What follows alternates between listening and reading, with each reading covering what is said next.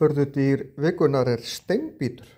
Þetta fiskur, oft 80 cm á lengd, getur orðið töluvert lengri og lifa í Norður-Atlantshafi, meðal annars í kringum Ísland.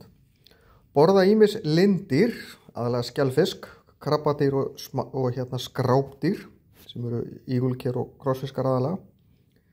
En þeir eru með gríðarlega sterkar og beittar tennur og sterk bit og þeir mylja skeljarnar hreinlega niður til þess að komast í vöðvana og næringuna sem inni í skelinni.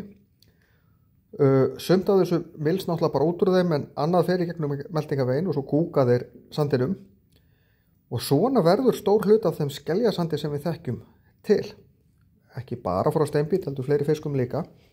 En steinbíturinn sérstaklega duglegur við þetta. Heldur mest til á botninum, 20 til 300 metra dýpi. Og eru ágætis matfiskar, veiddir töluvert þess vegna. En hann minna veiddur heldur en áður þar sem þeim hefur fækkað. Ef maður veiðir steinbít, þá eins gott að passa puttana því að þeir bíta og bíta fast. Sjómenn hafa oft meitt sig á því að prófa hvað hann bítur fast.